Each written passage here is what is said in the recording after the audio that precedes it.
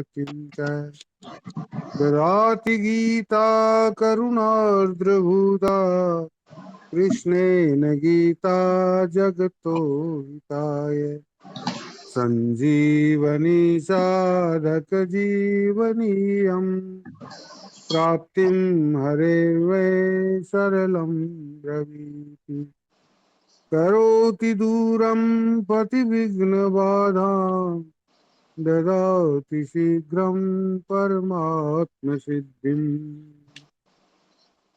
कृष्णानुग्रहदायिका सकरुणा गीता समाराधिता कर्म ज्ञान विराग भक्ति रसिका मर्मार्थ संदर्शिका शोत्कंठं किल साधकेरनुदिनं पेपीयमाना सदा कल्याणं परदेवतेव दिशति संजीवनी वर्धताम् संजीवनी वर्धताम् वसुदेवसुतं देवं कंसचाणूरमर्दनं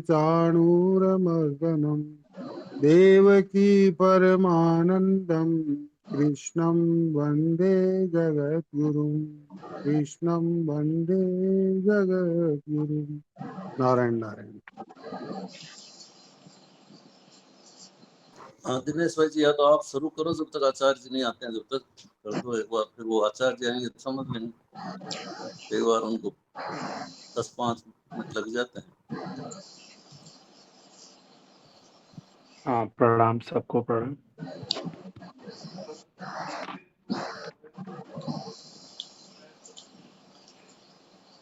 विशेष बात से शुरू होएगा 872 नंबर में, सबसे नीचे। हाँ। बस एक मिनट भाई जी, चश्मा कहाँ गया? चश्मा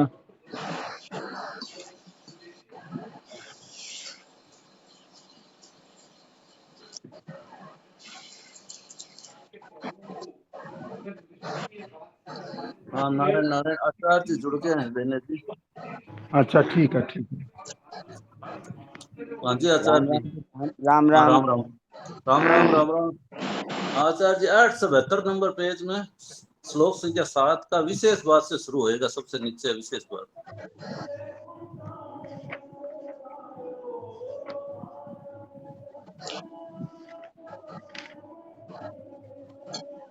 पृष्ठ संख्या 8। हाँ नीचे विशेष बात।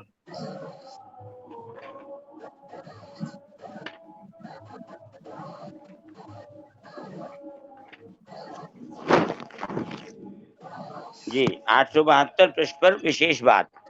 हाँ जी। शिष्य का कर्तव्य है गुरु की सेवा करना। अगर शिष्य अपने कर्तव्य का तत्परता से पालन करे तो उसका संसार से संबंध विच्छेद हो जाता है। पृष्ठ संख्या 873।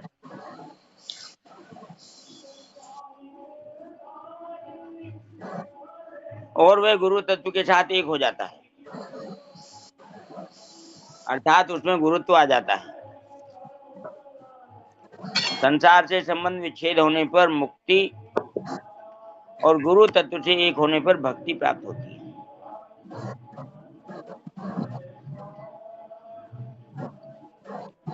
शिष्य में गुरुत्व आने से उसमें शिष्यत्व नहीं रहता।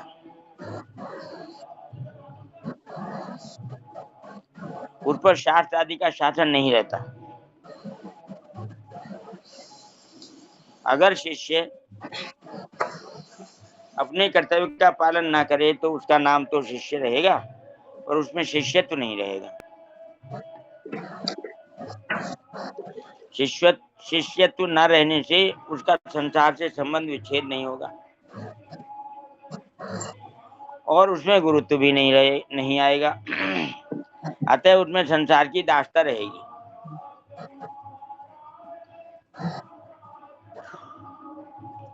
गुरु केवल मेरा ही कल्याण करे ऐसा भाव रखना भी शिष्य के लिए बंधन है। शिष्य को चाहिए कि वे अपने लिए कुछ भी न चाहकर सर्वथा गुरु के समर्पित हो जाए, उनकी मर्जी में ही अपनी मर्जी मिला दे। गुरु का कर्तव्य है शिष्य का कल्याण करना। अगर गुरु अपने कर्तव्य का पालन ना करे तो उसका नाम गुरु रहेगा और उसमें गुरु तो नहीं रहेगा।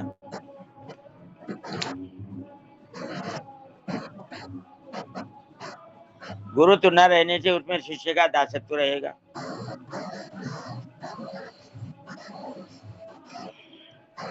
जब तक गुरु शिष्य से कुछ भी चाहता है, धन मान बड़ाई आदि, तब तक उसमें गुरुत्व न रहकर शिष्य की दासता रहती है।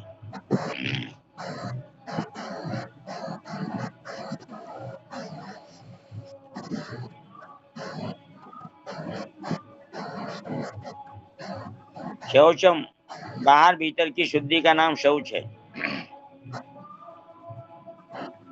जल, मिट्टी आदि से शरीर की शुद्धि होती है और दया, क्षमा, उदारता आदि से अंतःकरण की शुद्धि होती है।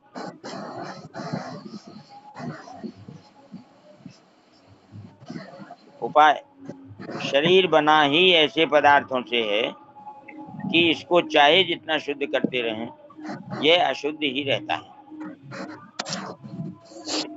इससे बार बार अशुद्धि ही निकलती रहती है। अतः इसको बार बार शुद्ध करते करते ही इसकी वास्तविक अशुद्धि का ज्ञान होता है, जिससे शरीर से अरुचि हो जाती है, उपरामता हो जाती है। वर्ण, आश्रम आदि के अनुसार सच्चाई के साथ धन का उपार्जन करना, झूठ कपट आदि ना करना, पराया हक ना आने देना, खान पान में पवित्र चीजें काम में लाना आदि से अंतःकरण की शुद्धि होती है।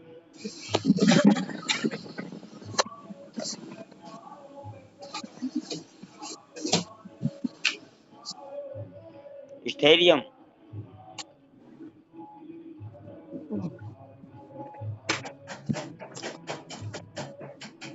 स्थैर्य नाम स्थिरता का है, विचलित न होने का है। जो विचार कर लिया, जिसको लक्ष्य बना लिया, उससे विचलित न होना स्थैर्य है।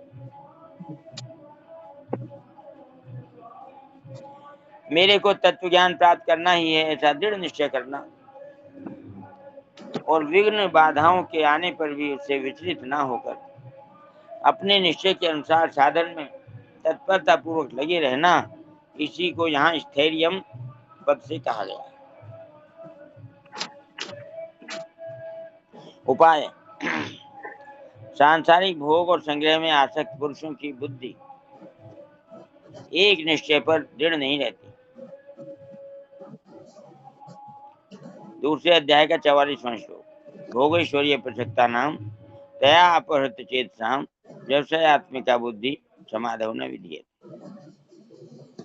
अतः साधक को भोग और संग्रह की आसक्ति का त्याग कर देना चाहिए।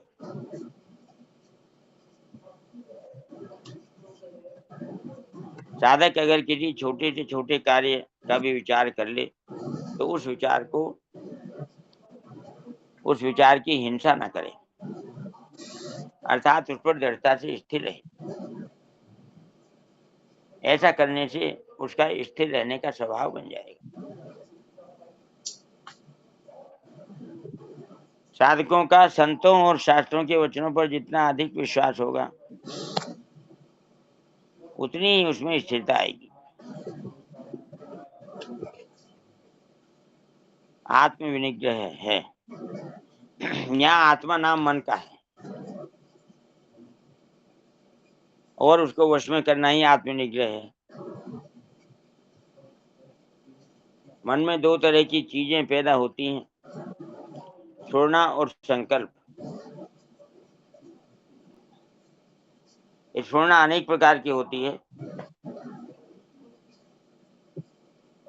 और वे आती जाती रहती है, पर जिस छोड़ना में मन चिपक जाता है जिसको मन पकड़ लेता है वह संकल्प बन जाती है।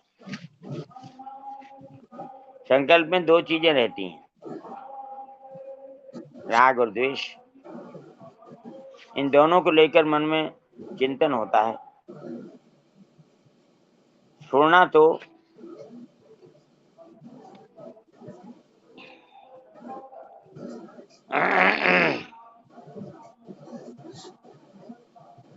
दर्पण के दृश्य की तरह होती है।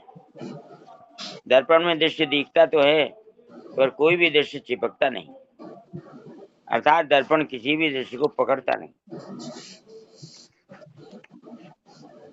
परंतु संकल्प कैमरे की फिल्म की तरह होता है, जो लेके जाएगा मेरा कुर्ती देखिएगा, उस कलर का प्लाजो जो नहीं है, दृश्य को सेम पकड़ कलर। लेता है। संख्या 6 अभ्यास से अर्थात मन को बार बार ध्येय में लगाने से स्फुरणाएं नष्ट हो जाती हैं और वैराग्य से अर्थात किसी वस्तु, व्यक्ति, पदार्थ आदि में राग महत्व न रहने से संकल्प नष्ट हो जाते हैं।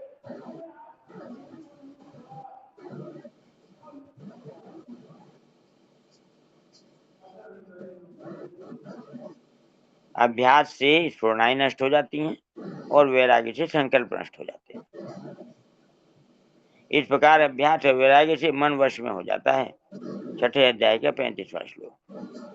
असंशयम महाबाहु मनोदिग्न हम चलम अभ्यासेन तु कौन्तेय वैराग्येन च गृह्यते। उपाय। मन के वश में करने के उपाय छठे अध्याय के 26वें श्लोक की व्याख्या में देखने चाहिए।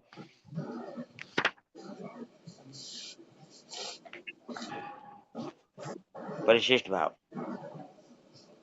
भगवान क्षेत्र के साथ माने हुए संबंध अर्थात तादात्म्य को तोड़ने के लिए ज्ञान के साधन बताते हैं। ये साधन तादात्म्य को तोड़ने में सहायक है।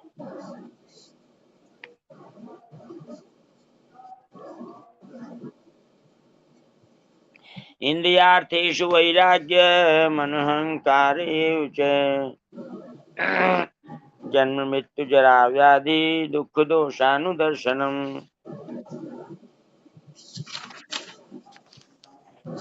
पृष्ठ संख्या 874।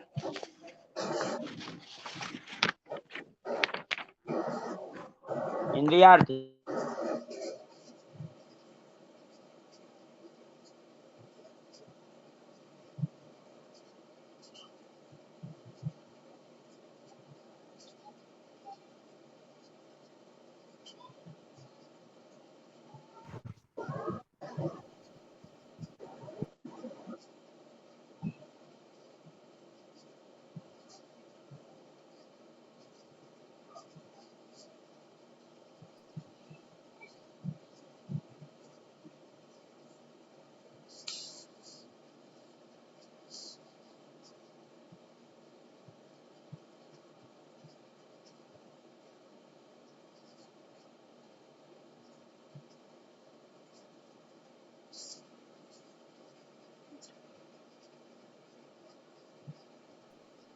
राम राम, आवाज को नहीं आ रही।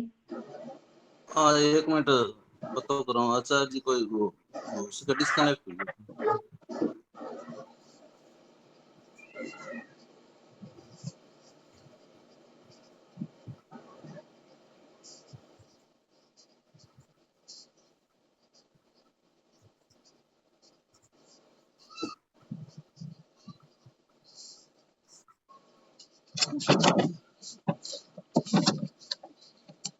दिनेश जी या तो 2 मिनट आप बोलो कोई बात या फिर विषय जी तब शुरू करो एक बार।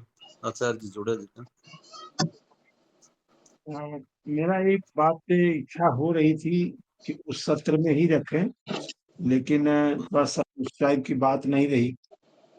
पृष्ठ संख्या 872 अभी जो पढ़ के पूरा हुआ था 3 बजे वाले सत्र में, उसमें ये था कि आचार्योपासनम में जो तीसरा वाला है, आचार्योपासनम में तीसरा वाला कि जीवन मुक्त महापुरुष का स्वरूप क्या है, उसमें एक बात किसी भाई ने उठाई भी थी, किसी बहन ने, कि हम लोग तो गाढ़ नींद से उठते हैं तो जागते हैं और पकड़ते हैं मैपना को। दिनेश जी, हाँ, वो ये बात आचार्य जी जुड़ गए हैं, उनको ही बोल दो तो वो और थोड़ा खुलासा कर देंगे, जो आपकी बात तो और बढ़िया हो जाएगी। अच्छा आचार्य एक जी जुड़ मिनट। गए हैं। हाँ हाँ आचार्य जी। आचार्य जी प्रणाम।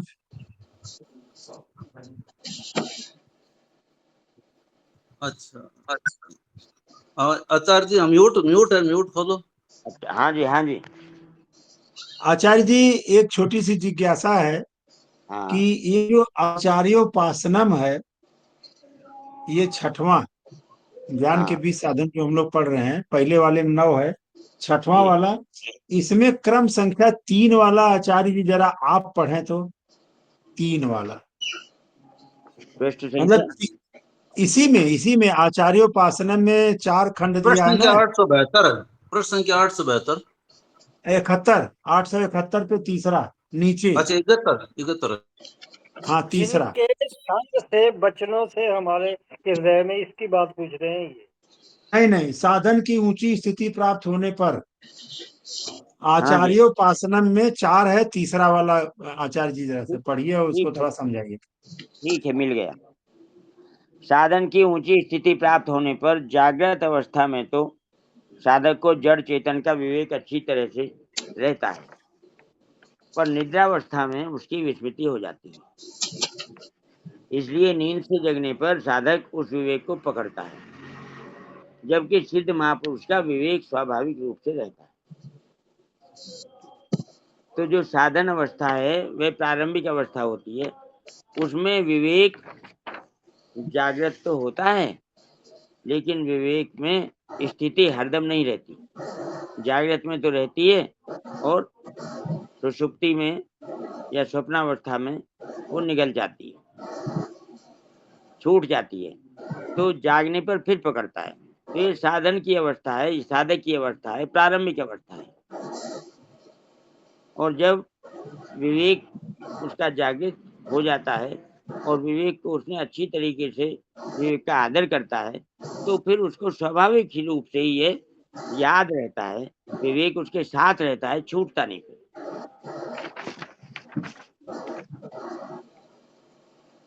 राम राम।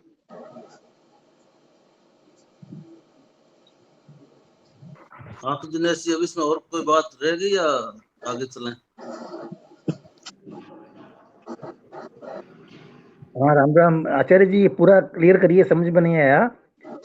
ये जो गहरी बात मालूम होती है, ये साधना की ऊंची स्थिति प्राप्त होने पर जागृत अवस्था में तो साधक को जड़ चेतन का विवेक अच्छी तरह रहता है। हाँ हाँ, तो ये बात किसकी हुई है? सिद्ध महापुरुष की हुई, किसकी हुई है? हाँ सिद्ध की हुई।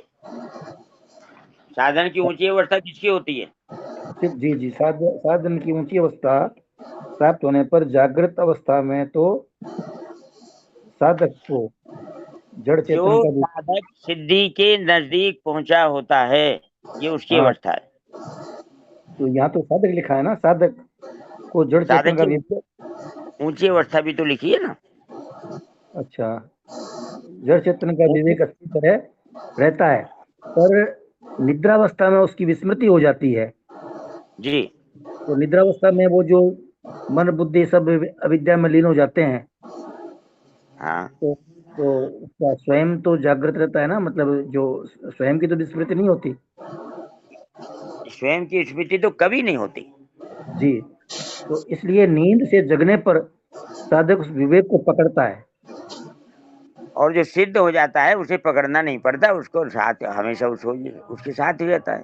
उसकी स्थिति विवेक में स्थिर हो जाती है, सिद्ध की।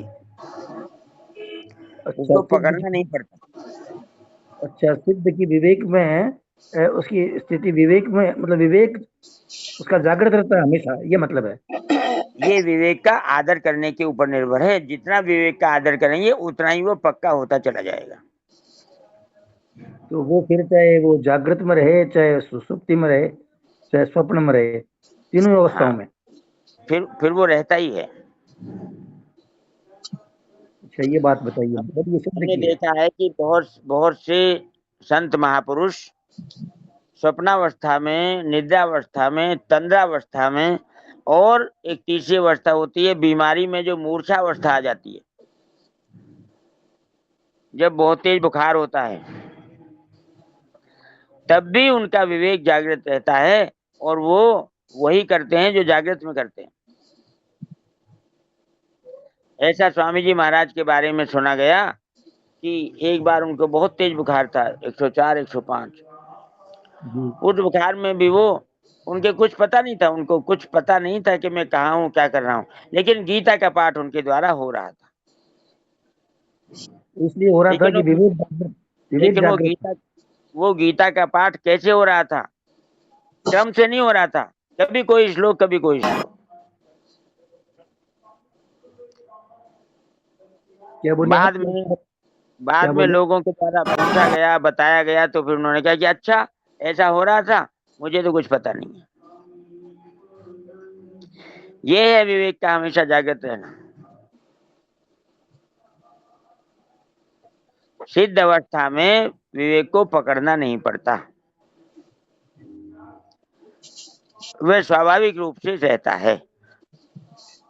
ये बात है भाई जी। अच्छा, सिद्ध अवस्था में तो बाकी अवस्था में विवेक को पकड़ना पड़ता है। हाँ, जब तक कच्ची स्थिति है तब तक करना पड़ता है जी। हाँ, विवेक का मतलब ये है कि शरीर से अपने को अलग समझना, जैसे कविता।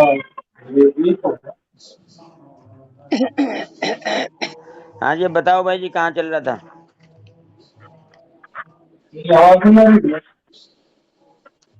अच्छा जी, प्रणाम। हाँ जी, बोलिए। मैं कहूँगी ये जो जड़ चेतन का विवेक, इसका मतलब ये कि मैं शरीर नहीं।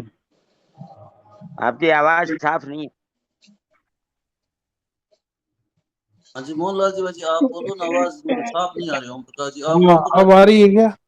हाँ, अब आ रही है। आप ऐसे ही बोलिए, अगर जो चीज है वो डाल रहे हैं। हाँ, प्रणाम आचार्य जी। जड़ चेतन का विवेक ये ऊंची स्थिति में रहता है, और सिद्ध पुरुष को जगने पर भी उसका विवेक रहता है। तो ये जड़ चेतन का विवेक यही है कि भाई मैं शरीर नहीं हूँ, मैं स्वयं शरीर जड़ है और मैं चेतन हूँ। हाँ, यही विवेक है ना इसमें। मैं शरीर नहीं हूँ। अच्छा, मैं शरीर नहीं, बिल्कुल आगे की बात होगी। ठीक है आचार्य जी। हाँ जी मोहनलाल जी।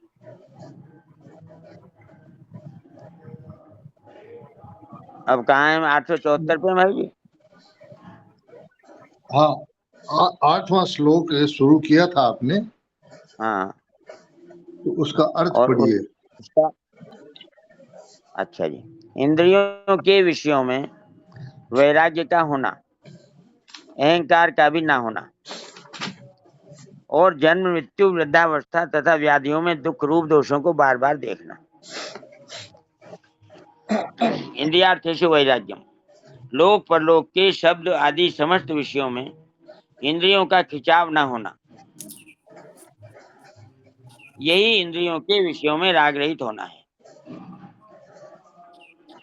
इंद्रियों का विषयों के साथ संबंध होने पर भी तथा शास्त्र के अनुसार जीवन निर्वाह के लिए इंद्रियों द्वारा विषयों का सेवन करते हुए भी साधक को विषयों में राग, आसक्ति, प्रियता नहीं होनी चाहिए।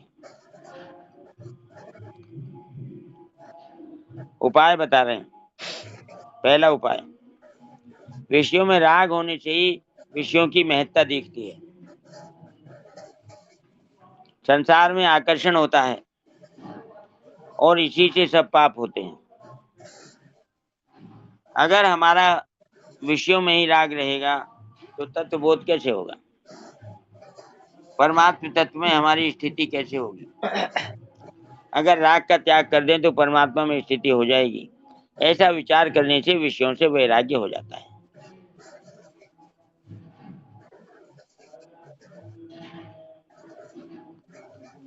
बड़े बड़े धनी, शूरवीर, राजा महाराजा हुए और उन्होंने बहुत से भोगों को भोगा, पर अंत में उनका क्या रहा? कुछ नहीं रहा। उनके शरीर कमजोर हो गए और अंत में सब चले गए। इस प्रकार विचार करने से भी वैराग्य हो जाता है। जिन्होंने भोग नहीं भोगे हैं, जिनके पास भोग सामग्री नहीं है, जो संसार से विरक्त हैं, उनकी अपेक्षा जिन्होंने बहुत भोग भोगे हैं और भोग रहे हैं, उनमें क्या विलक्षणता, क्या विशेषता आई? कुछ नहीं। प्रत्युत भोग भोगने वाले तो शोक चिंता में डूबे हुए हैं। ऐसा विचार करने से भी वैराग्य हो जाता है।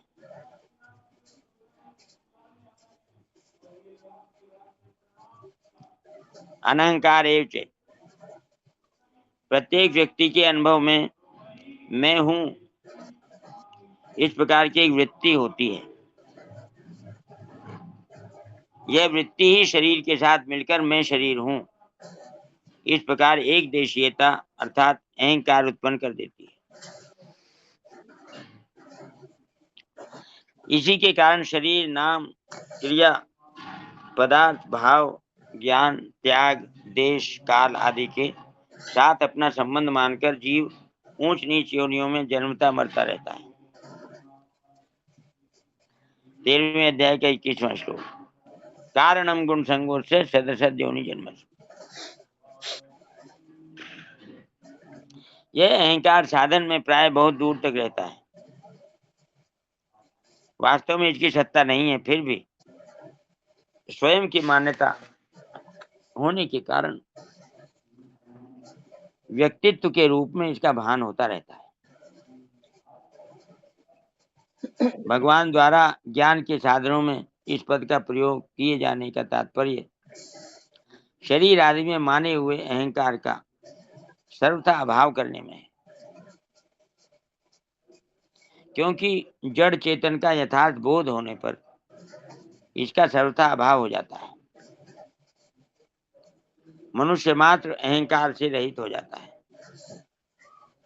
इसीलिए भगवान यहाँ अनहंकार पद से अहंकार का त्याग करने की बात कहते हैं। अभिमान और अहंकार का प्रयोग एक साथ होने पर उनसे अलग अलग भावों का बोध होता है। सांसारिक चीजों के साथ संबंध से अभिमान पैदा होता है। ऐसे ही त्याग, वैराग्य, विद्या आदि को लेकर अपने में विशेषता देखने से भी अभिमान पैदा होता है। शरीर को ही अपना स्वरूप मानने से अहंकार पैदा होता है। यहाँ अनहंकार पद से अभिमान और अहंकार दोनों के सर्वथा अभाव का अर्थ लेना चाहिए।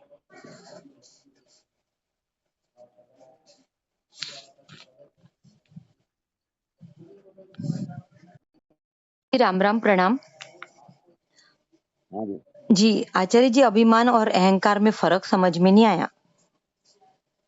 दीदी, चीजों को लेकर अभिमान होता है जी, और शरीर को लेकर अहंकार होता है। चीजों को लेकर अभिमान और शरीर को लेकर अहंकार। हाँ जी। जी आचार्य। शरीर को अपना स्वरूप मानने से अहंकार पैदा होता है। जी। सांसारिक चीजों से संबंध मानने से अभिमान पैदा होता है। इसका फर्क ऐसे समझ में आता है क्या जनरल में? ये तो हम बहुत अच्छा गूढ़ता से पढ़ रहे हैं तो समझ रहा, लेकिन वैसे अहंकार और अभिमान में एक जनरल समझ में आता है क्या फर्क? हाँ, क्यों नहीं। मैं शरीर हूं, यह अहंकार है। जी। और मैं विद्वान हूं, मैं बुद्धिमान हूं, ये अभिमान है।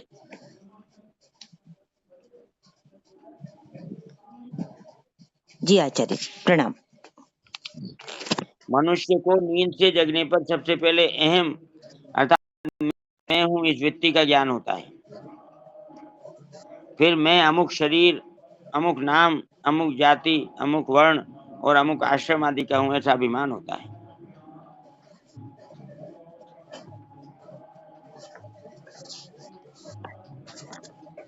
यह एक क्रम है। इसी प्रकार पारमार्थिक मार्ग में भी अहंकार के नाश का एक क्रम है। सबसे पहले स्थूल शरीर से संबंधित धन आदि पदार्थों का अभिमान मिटता है, फिर कर्मेंद्रियों के संबंध से रहने वाले कर्तृत्व अभिमान का नाश होता है, उसके बाद बुद्धि की प्रधानता से रहने वाले ज्ञातापन का अहंकार मिटता है, अंत में अहम वृत्ति की प्रधानता से जो साक्षीपन का अहंकार है वह भी मिट जाता है। तब सर्वत्र परिपूर्ण सच्चिदानंद घन स्वरूप स्वतः रह जाता है।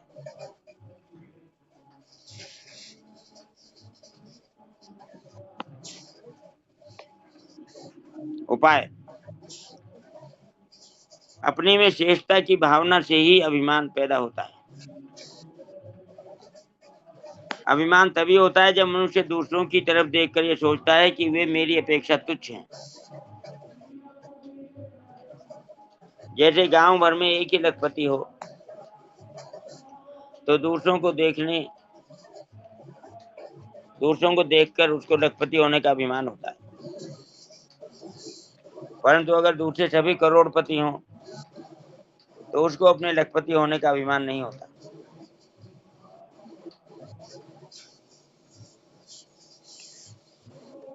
अतः अभिमान रूप दोष को मिटाने के लिए साधक को चाहिए कि वे दूसरों की कमी को कभी ना देखें। प्रश्न संख्या 875। प्रत्युत अपनी कमियों को देखकर उनको दूर करें। टिप्पणी है: तेरे भावे जो करे भलो बुरा संसार, नारायण तू बैठ के अपनो भवन बुहार। दूसरों की कमी कभी ना देखे, अपनी कमियों को देखकर उनको दूर करे। ये उपाय है अभिमान को मिटाने का। दूसरा उपाय है, एक ही आत्मा जैसे इस शरीर में व्याप्त है ऐसे ही वे अन्य शरीरों में भी व्याप्त है, सर्वगत है। अच्छेद्योयम दायोयम अक्रेद्यो शोषेय नित्य सर्वगत स्थाणु रचलोयम सनातन। दूसरे अध्याय के 24वें श्लोक में आता है। परंतु मनुष्य अज्ञान से सर्वव्यापी आत्मा को एक अपने शरीर में ही सीमित मानकर शरीर को मैं मान लेता है।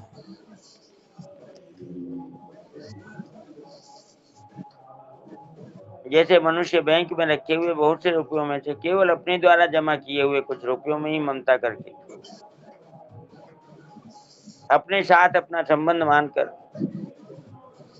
उनके साथ अपना संबंध मानकर अपने को धनी मान लेता है, ऐसे ही एक शरीर में मैं शरीर हूँ ऐसी अहमता करके हुए काल से संबंध मानकर मैं इस समय में हूँ, देश से संबंध मानकर मैं यहाँ हूँ, बुद्धि से संबंध मानकर मैं समझदार हूँ, वाणी से संबंध मानकर मैं वक्ता हूँ, आदि आदि अहंकार कर लेता है।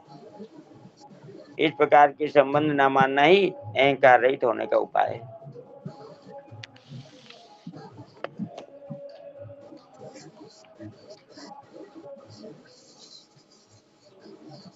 तीसरा, शास्त्रों में परमात्मा का सच्चिदानंद घन रूप से वर्णन आया है। सत माने सत्ता, चित माने ज्ञान और आनंद माने अविनाशी सुख।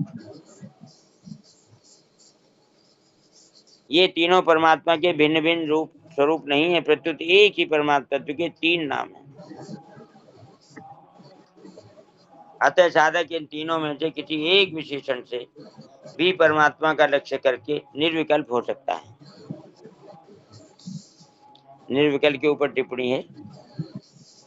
नंबर 2, संसार के चिंतन से साधक का कोई प्रयोजन होता नहीं और अचिंत्य परमात्म तत्व चिंतन में आता नहीं। यही निर्विकल्पता है। संसार के चिंतन से तो कोई प्रयोजन नहीं रहता और परमात्मा का चिंतन हो नहीं सकता, क्योंकि परमात्मा तो अचिंत्य है, वो चिंतन में आते ही नहीं।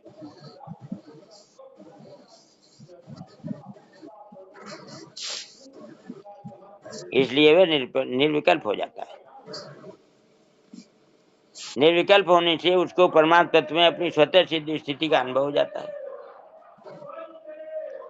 और अहंकार का सर्वथा नाश हो जाता है। इसको इस प्रकार समझना चाहिए। तीनों को अलग अलग करके बता रहे हैं। सच्चित आनंद सत परमात्मा तत्व सदा से ही था, सदा से है और सदा ही रहेगा। वह कभी बनता बिगड़ता नहीं, कम ज्यादा भी नहीं होता, सदा ज्यों का त्यों रहता है। ऐसा बुद्धि के द्वारा विचार करके निर्विकल्प होकर स्थिर हो जाने से साधक का बुद्धि से संबंध विच्छेद हो जाता है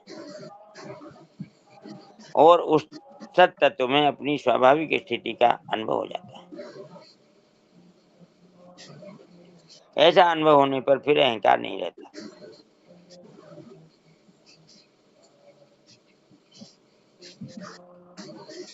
चित्त जैसे प्रत्येक व्यक्ति के शरीर आदि अहम के अंतर्गत दृश्य हैं, ऐसे ही अहम भी अर्थात मैं तू यह और वह के रूप में एक ज्ञान के अंतर्गत दृश्य है। टिप्पणी नंबर 3। किसी सेठ ने सुना कि अमुक दुकान में इतना नफा हुआ है और साथ ही यह भी सुना कि अमुक दुकान में इतना नुकसान हुआ है। इस प्रकार नफा और नुकसान इन दोनों में तो फर्क है, पर इन दोनों के ज्ञान में कोई फर्क नहीं है। ज्ञान तो एक ही है।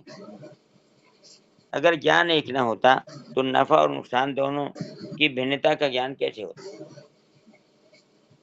इसी तरह मैं तू यह और वह ये चारों अलग अलग होने पर भी इनका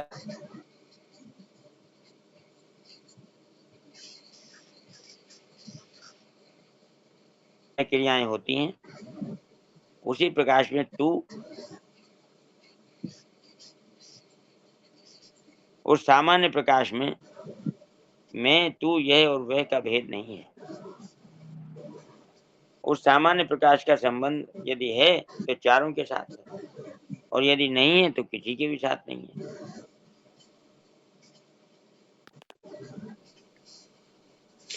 उस ज्ञान अर्थात चेतन में निर्विकल्प होकर स्थिर हो जाने से परमात्म तत्व में परमात्म तत्व में स्वतः सिद्ध स्थिति का अनुभव हो जाता है। फिर अहंकार नहीं रहता।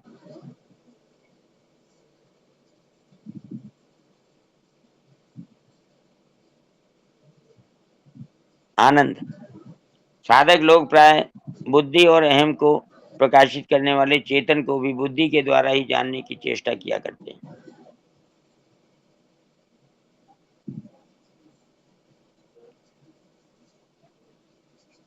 वास्तव में बुद्धि के द्वारा जाने अथवा सीखे हुए विषय को ज्ञान की संज्ञा देना और उससे अपने आप को ज्ञानी मान लेना भूल ही है।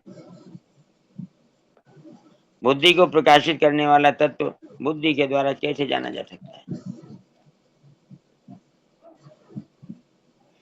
यद्यपि साधक के पास बुद्धि के सिवाय ऐसा और कोई साधन नहीं है जिससे वे तत्व जाना जा सके, तथापि बुद्धि के द्वारा केवल जड़ संसार की वास्तविकता को ही जाना जा सकता है। बुद्धि जिससे प्रकाशित होती है उस तत्व को बुद्धि नहीं जान सकती। उस तत्व को जानने के लिए बुद्धि से भी संबंध विच्छेद करना आवश्यक है। बुद्धि को प्रकाशित करने वाले परमात्म तत्व में निर्विकल्प रूप से स्थित हो जाने पर बुद्धि से सर्वथा संबंध विच्छेद हो जाता है। फिर एक आनंद। हाँ जी। एक मिनट आचार्य जी, बुद्धि से संबंध विच्छेद करने से ज्ञान की प्राप्ति कैसे होगी? बुद्धि में ही तो ज्ञान रहता है ना। अरे बुद्धि में ज्ञान नहीं रहता दीदी, बुद्धि ज्ञान के द्वारा बुद्धि प्रकाशित होती है। यही तो पर बताया जा रहा समझ तो अपने को बुद्धि से ही आती है ना। फिर बुद्धि कोई प्रकार ये करेंगे तो फिर आगे कैसे बढ़ेंगे?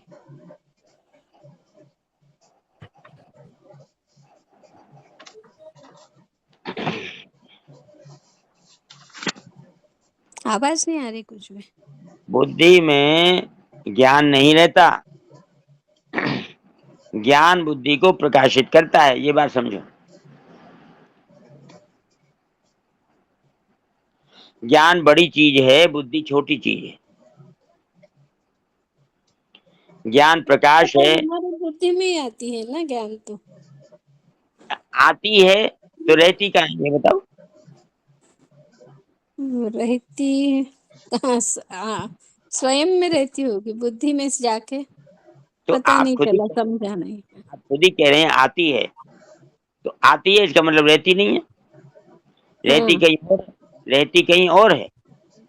सही बात है वो तो। बुद्धि जड़ है और ज्ञान चेतन है। ठीक है। बुद्धि प्रकाशित होती है, ज्ञान प्रकाशक है। ज्ञान हमारा स्वरूप है। अच्छा, तो बुद्धि अपने स्वरूप में स्थित होती है। जी।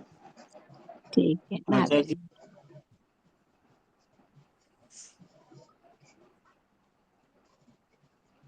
आचार्य जी, बुद्धि में विवेक प्रकट होता है ना? हाँ, तो वो विवेक ही तो ज्ञान है। हाँ, वो विवेक ही ज्ञान, क्योंकि बुद्धि जो है, बुद्धि तो जड़ है, हाँ, तो ये स्वयं से प्रकाशित होती है और स्वयं ज्ञान स्वरूप है।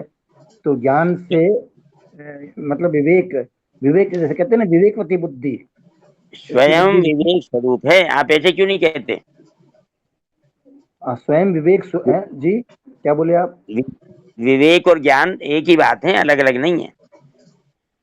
हाँ, ज्ञान विवेक एक ही है। तो विवेकवती बुद्धि का मतलब है कि वो मतलब बुद्धि में ज्ञान प्रकट हो गया। जी। महाराज जी वो वाली लाइन बुद्धि में ज्ञान न्यूमेरिकल प्रकट होता है। बुद्धि में ज्ञान प्रकट होता है, पैदा नहीं होता। हाँ, प्रकट होता है जी, पैदा नहीं होता। जो पैदा होता है वो तो नष्ट होती है, वो तो फिर जड़ चीज हो गई। पैदा, बुद्धि में ज्ञान जो प्रकट पैदा होता है। होता है, जो पैदा होता है वो नष्ट हो जाता है। हाँ, फिर वो तो असत हो गया ना। जो नष्ट नहीं होता वह प्रकट होता है। प्रकट होता है, तो बुद्धि में ज्ञान प्रकट होता है। जी। इसको ऐसे मानिए कि बुद्धि बल्ब है और विवेक का प्रकाश जो है ये बिजली है। बुद्धि का प्रकाशक है विवेक। हाँ,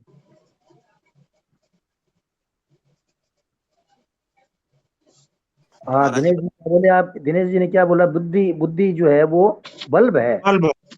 हाँ, और जो जो बिजली आती है बल्ब जलाने के लिए वो विवेक प्रकाश है, वो ज्ञान है। प्रकाश, जी जी जी, वो वो प्रकाश है। प्रकाशित होता है, उसमें हाँ प्रकाशित होता है। जी। हाँ, बुद्धि, बुद्धि जो है वो बल्ब है।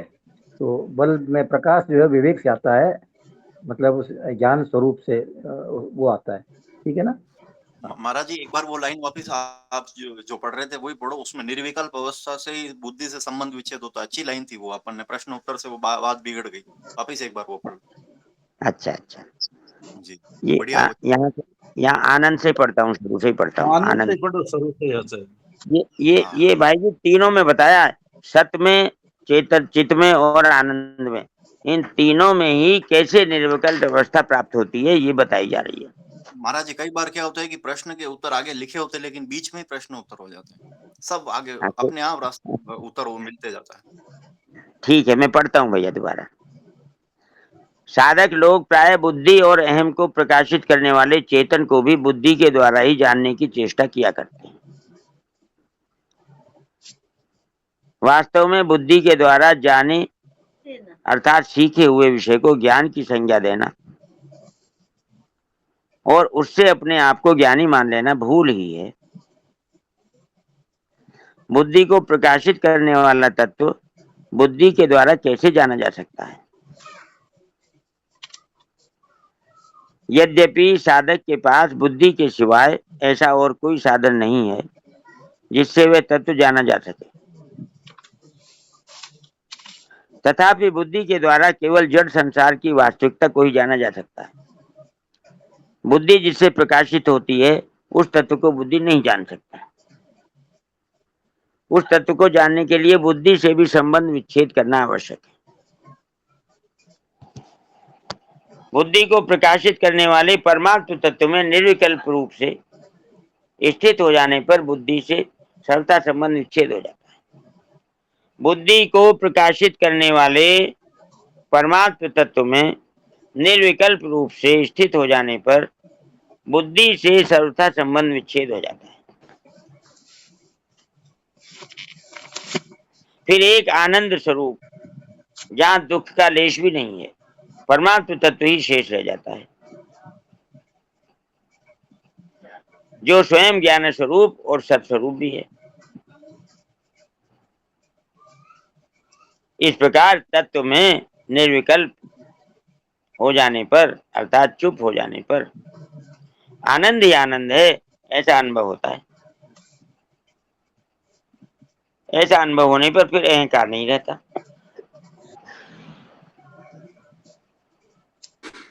प्रणाम आचार्य जी। हाँ जी, इसके लिए जो स्वामी जी महाराज चुप साधन बताते हैं ना, वो ही कारगर सिद्ध होता है ना निर्विकल्प अवस्था प्राप्त करने के लिए। हाँ, निर्विकल्प अवस्था चुप साधन ही है। जी बिल्कुल ठीक।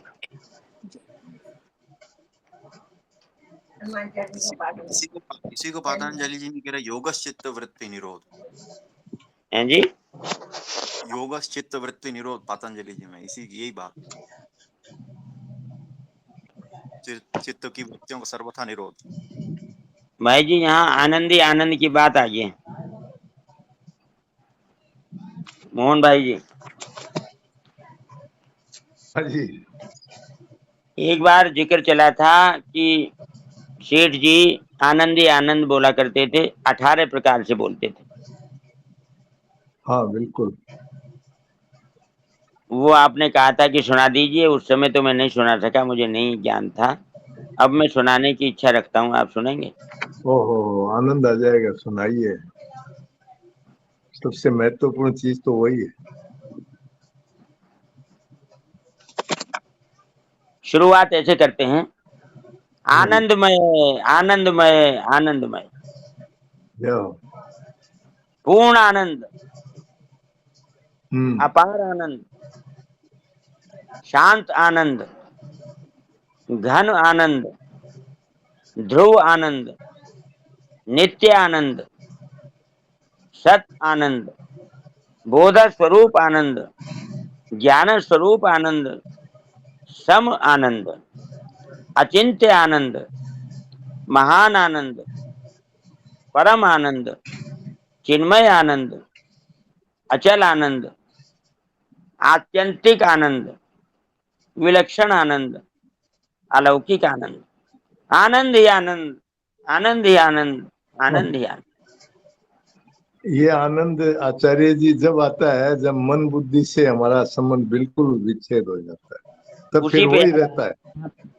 स्वामी ने लिखा है ना कि फिर जब इस प्रकार तत्व में निर्विकल्प चुप हो जाने पर आनंद ही आनंद है, ऐसा अनुभव होता है। बिल्कुल। और सेठ जी के ये 24 घंटा रहती थी ये अवस्था। ध्यानावस्था में प्रभु से वार्तालाप में जब उसका समापन करते हैं सेठ जी, तब हाँ। ये बोलते हैं। बिल्कुल। तो कहते हैं ऐसा अनुभव होने पर फिर अहंकार नहीं रहता। स्वामी जी महाराज हमको वहीं ले जाना चाहते हैं, ये साधक संजीवनी का सार यही।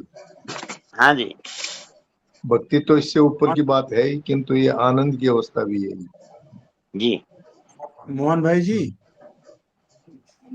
राम राम।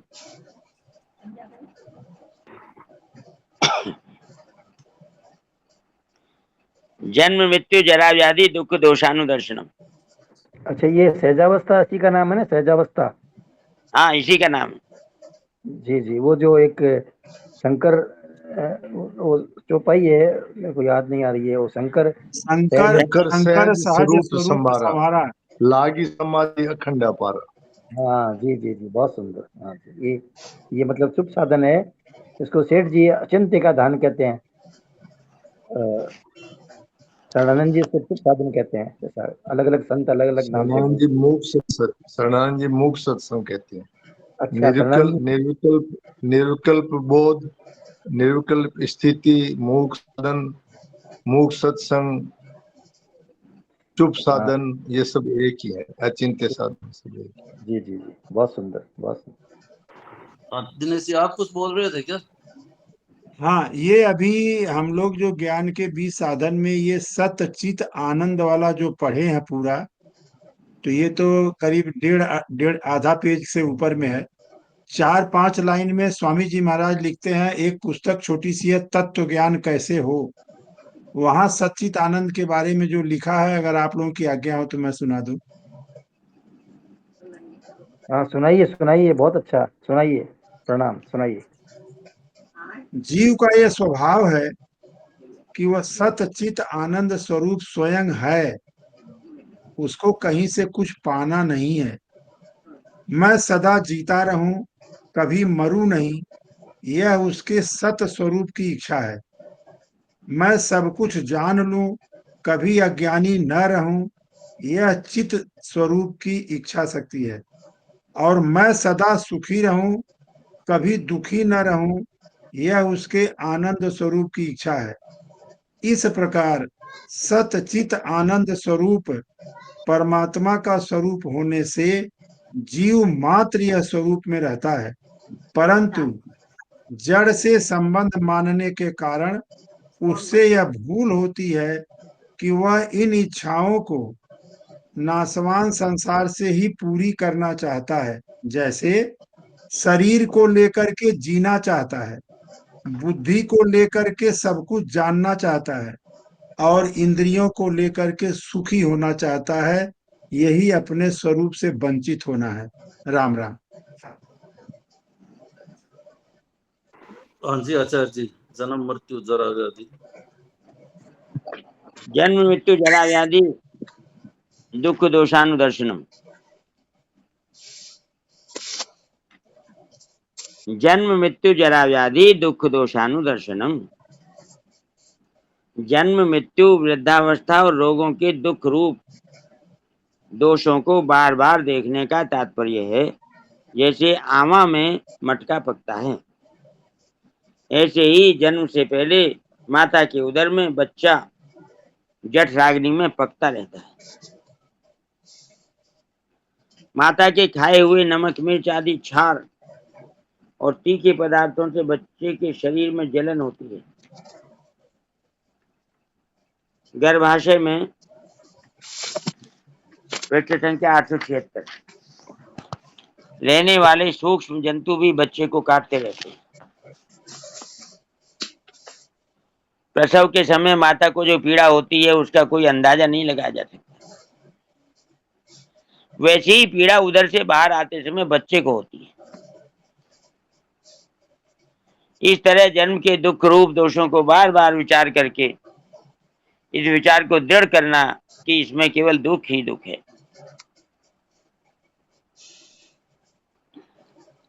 जो जन्मता है उसको मरना ही पड़ता है, यह नियम है, इससे कोई बच ही नहीं सकता।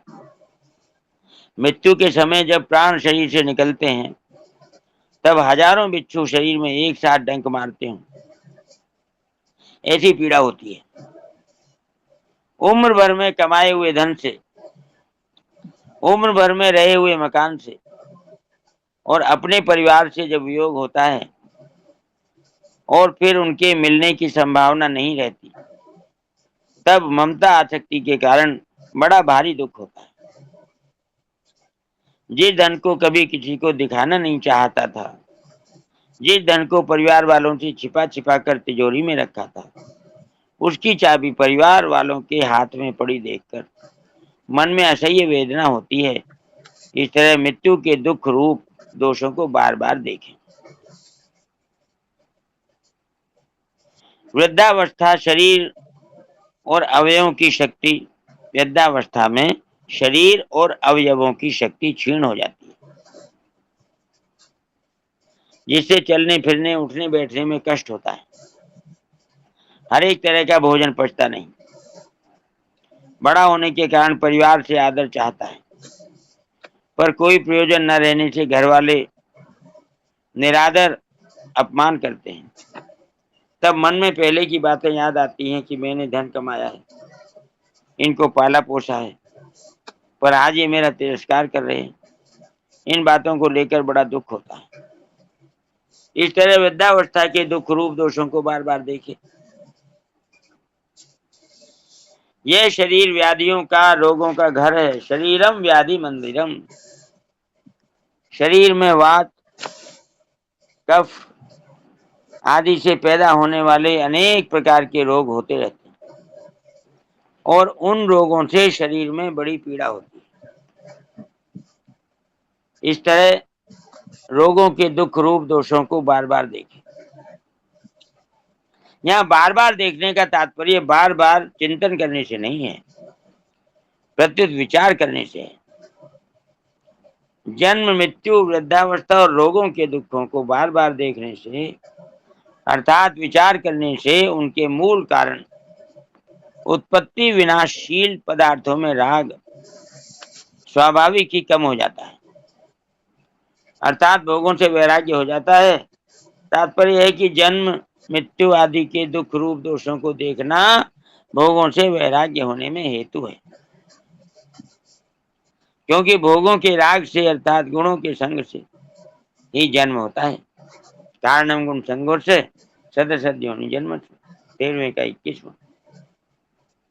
और जो जन्म होता है वह संपूर्ण दुखों का कारण है। भगवान ने पुनर्जन्म को दुखालय बताया है। पुनर्जन्म दुखालयम अशाश्वतम 8वें अध्याय का 15वां श्लोक। शरीर आदि जड़ पदार्थों के साथ अपना संबंध मानने से, उनको महत्व देने से, उनका आश्रय लेने से संपूर्ण दोष उत्पन्न होते हैं। देहाभिमानिनी सर्वे दोषा प्रादुर्भवन्ति।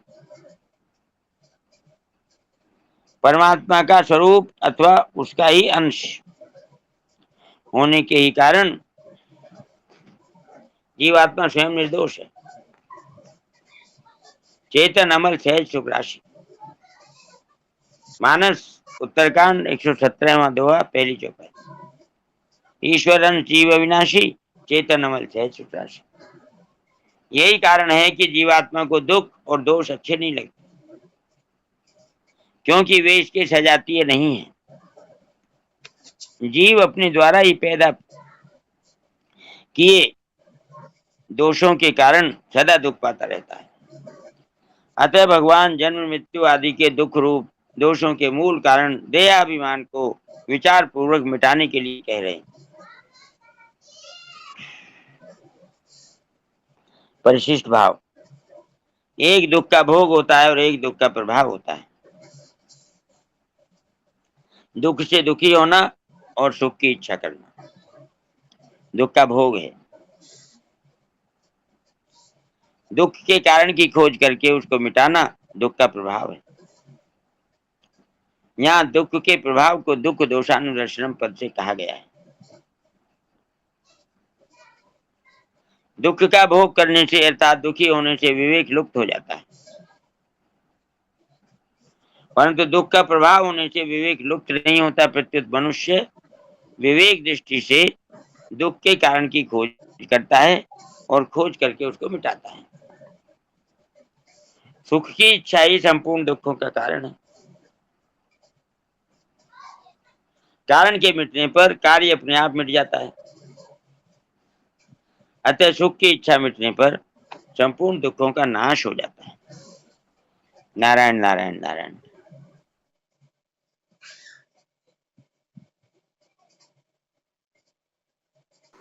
जो 8वां श्लोक आचार्य जी ने पढ़ा, उसमें किसी ने कोई बात नहीं समझ में आई, पूछनी हो तो पूछ ले।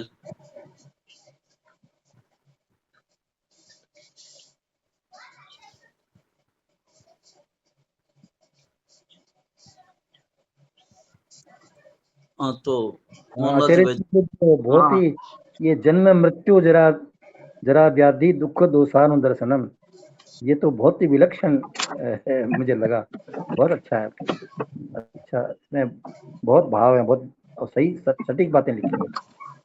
हाँ आचार्य जी, ये राम राम राम राम। प्रणाम महाराज जी। बोलो आचार्य जी, सुन रहे आचार्य जी? हाँ बोलिए हाँ जी, प्रणाम महाराज जी।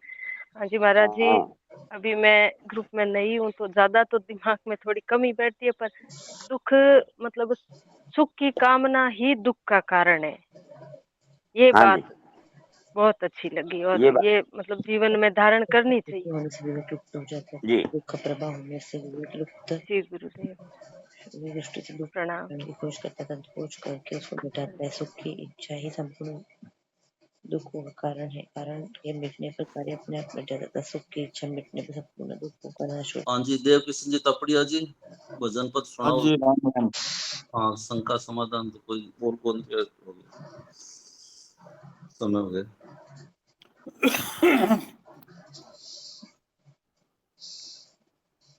राम नाम के हीरे मोती मैं बिखराऊं गली गली,